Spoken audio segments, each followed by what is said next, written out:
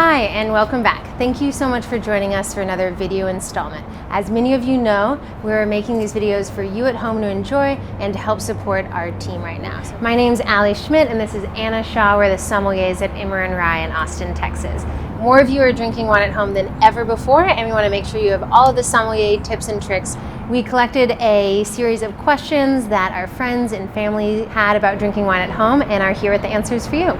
So our first question today is how to stock up on wine at home and how to find wine that you enjoy during this time. Keep supporting your local businesses. If you have a wine shop in your area or a restaurant that you love to drink wine at, now's a great time to stock up on wine directly from them. This is also a great way to still use the knowledge of a sommelier to find bottles that you like. If there's someone you already trust, give them a call, Instagram message them, see if they're offering that service right now, and they can help put together wines that you enjoy based on the relationship that you already have. If you don't have that relationship already, give them a couple pointers to help you find wine that you like to take home. The best way to do this is to tell people what you already enjoy drinking. This can be a list of wines you like, or even sending someone the photographs you've taken of labels of bottles that you've enjoyed.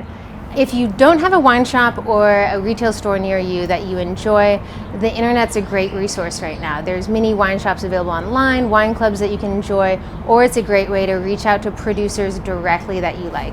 Many of them offer direct-to-consumer sales, so you can order their wines to be shipped directly to your house, which is a great way to support our American producers right now. Right, so the next question is, what do I do if I don't have wine glasses? And if I do have wine glasses, how do I use the wine glasses that I have? If you don't have wine glasses at home, just make sure that the wine glass you're using is either glass or ceramic. Definitely not stainless steel, because it can make the taste of the wine a little bit bloody. So ceramic or glass, and then make sure that it has a wide base so the aromatics of that wine can really shine. So starting with glasses, you may have some coupes at home. I love to drink champagne out of this. It's always very festive and reminds you of the 1920s. This glass is also great to drink champagne out of. An AP or an all-purpose glass really allows you to experience the aromatics of the wine. The next one is a Burgundy glass, obviously referring to the region of Burgundy. So Pinot Noir, Chardonnay go great in here. It's really meant for richer bodied or fuller bodied whites, as well as lighter bodied reds that require more surface area in the glass to really express themselves. Some of you may have at home a taller version of this glass that's a little narrower. It's called a Bordeaux glass, which is meant for richer and fuller bodied reds. So these wines are already very expressive themselves, and they don't need such a wide base for you to really experience them. So our next question is, how do I store wine? And this is sometimes a question that none of us have ever dealt with before. Most people drink wine within 30 minutes of buying the bottle. This is unprecedented times that we're going out, stocking up on wine, and bringing it home. So how do we do that? First of all, you want to make sure that you're storing your wine at a cool temperature. This means about 55 to 65 degrees Fahrenheit. That's obviously a little bit cooler than most of us keep our house, so it requires either a wine fridge or a careful selection of a spot within our house. If you don't have a wine fridge, I'd recommend finding a cool corner, maybe a basement or even a closet. You definitely want to avoid a higher shelf or any unair-conditioned garages. If you do want to invest in a wine fridge, now would be a great time to do so. I purchased mine 5 years ago from Costco for about $150, and it's still going strong.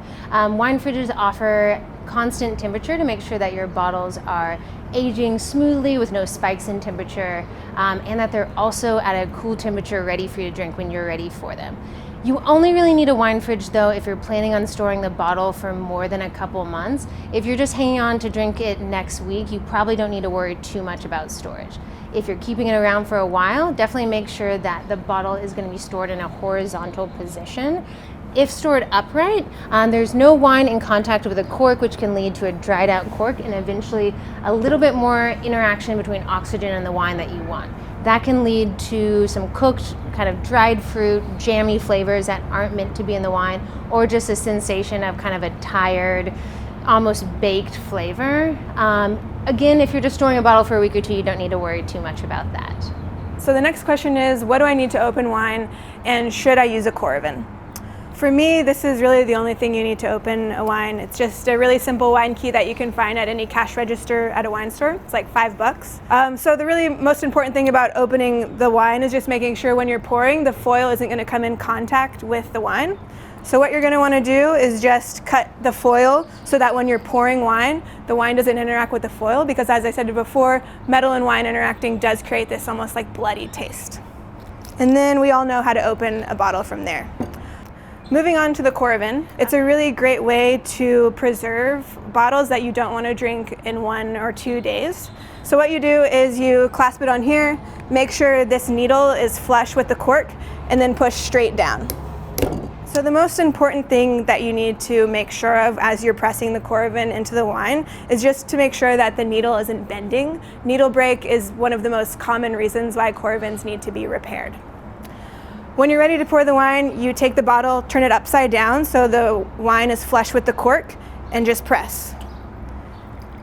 And then when you're done pouring, you just tilt it up and it stops expressing wine.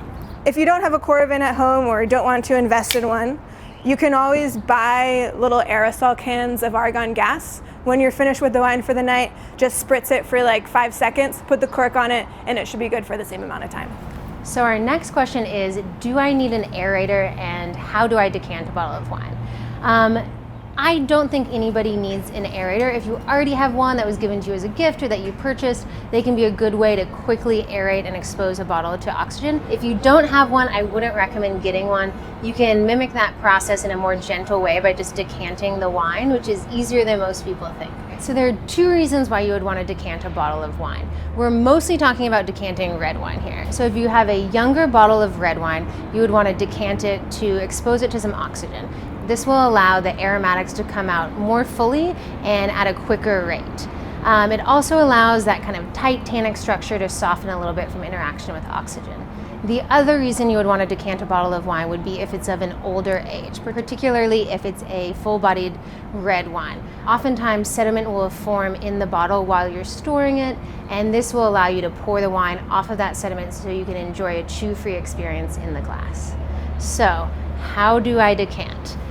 There's 2 tools that you could use. The first would be a traditional glass decanter. You might already have one at home. I personally prefer to use a plastic cup, maybe like a Big Gulp or whatever you have lying around. I like the flexible nature of it, as well as it's super easy to clean versus getting into the nooks and crannies of a glass decanter. So what you're gonna do, we're going to take off the top of the foil and sink our coil into the cork. Because this is a younger bottle, I'm assuming that this cork is fresh and springy and I don't need to take a ton of care pulling this out. So once the bottle is open, we're going to decant. Since we aren't worried about sediment at all, this can be a pretty aggressive decant in that you could literally dump it upside down and not worry about sediment getting mixed in.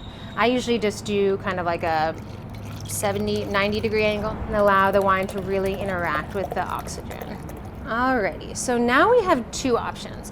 One option would be to use this as a decanter on the table, pour directly from this into the glass. I prefer to do what Soms call a double decant, which is where you decant into a different container and then you put it back into the bottle. I like pouring from the bottle table side because it feels good to me, and then I get to look at the bottle, think about it while I drink. So I'm going to decant this back into the bottle. So as I decant it back into the bottle, it's obviously getting more airflow here. One thing I would note while I'm doing this is that this is changing the temperature of the wine. If this wine started out at 60 degrees from my wine fridge, pouring it into the decanter and back is definitely going to raise the temperature a little bit. Not by much, it won't bother me, but if it's 90 degrees on a Texas day, I might stick this back in the fridge for just a few minutes. So the next question is, what temperature should I drink my wine at? For bubbles and white wines, you're just going to keep those in the fridge, and when you're ready to drink them, pull them out. If you want to keep them really chilled, it might be a good idea to have an ice bath next to you just to make sure you're maintaining a consistent temperature for those. The coldest styles of wine, you're looking at champagne, and lighter styles of white like Sauvignon Blanc and Pinot Grigio. You're just going to always want to keep those in the fridge. For fuller bodied styles like Meursaults from Burgundy that have a little more oak on them and are richer, you might want to start them in the fridge and then bring them out so that they warm up throughout the period of your drinking them. For reds, obviously you're going to store those out of the fridge, but right before you open them, maybe 10 minutes for a fuller bodied red and 15 for a lighter bodied red, just pop those in the fridge and they'll be at perfect cellar temp. A great way to test that is hold the widest part of the bottle. Make sure that the temperature of the wine doesn't change with the heat of your hand. If it stays cool, you're good to go. So another way to get a bottle cold really quickly is to add water and ice together in a large bucket and spin a bottle of wine in it for 5 minutes continuously. That should bring it down to cellar temp perfectly. Okay, so our next question is, can I add ice to my wine? Absolutely, particularly if it's summer in Texas. So what I would say about adding ice to your wine is that it is going to dilute the wine. So if it's an expensive bottle or one you really like, I would maybe recommend doing Anna's quick chill technique instead. If it's a bottle that you're so about or was pretty affordable, then by all means, please add ice. Another fun ice in the wine trick would be to make a wine spritzer. This is also a good way if you've been drinking a decent amount of wine and want to keep drinking but slow down with a lower ABV option. So the best way to do that is to take a cheaper bottle of rosé or white wine. I particularly love New Zealand Sauvignon Blanc for this, and use about 4 ounces of that. I like doing this in a wine glass because it makes me feel like I'm drinking a fancy spritz, but if you wanted to use a mason jar or water glass, it doesn't really matter. So about 4 ounces of wine, then as many ice cubes as you want, depending on how hot it is. I'm going to throw in about 6 today. I'll top that with 2 ounces of Topo Chico or seltzer water. And then I like to add a little bit of citrus as well, but the recipe is really up to you. If you want to throw in a couple ounces of Aperol or Campari to add bitterness, by all means go ahead. We've got lemon today, and I'm going to add just a big squeeze of that directly in there. You can also use orange or grapefruit, depending on whatever you have in the house, and either squeeze it directly in, or it can be nice to use, take a vegetable peeler or a knife, just cut off a big swath and then squeeze that in. And then boom, you've got a cocktail. All right, guys, so the last question we got is, how do you saber a bottle? This is actually a question that I submitted because I've never done it, so this will be my first time doing it with you guys. All you need is a heavy knife, like a chef's knife, or this is a butcher knife. You're going to use the non-sharp side against the bottle, just going like this. Obviously, there are some safety hazards to note here. I would definitely do this outside. Make sure there's no one in the trajectory of your cork. So first thing you need to do to start the saber is take the foil off the bottle. Sometimes you do this with a wine key. I'm just going to do it with my hands. And I'm going to take everything off from the top of the bottle all the way to the neck because I want a clean cut with that knife. As I'm doing this, I'm going to find the seam of the bottle. There's always just going to be a fine line down the bottle, and that's where you're going to want to saber because that's where the glass is the weakest. But before I do that, I'm going to put my thumb on this cage to make sure the cork doesn't pop out. Unscrew it, loosen the cage, and then this will come off. And now you're ready to saber.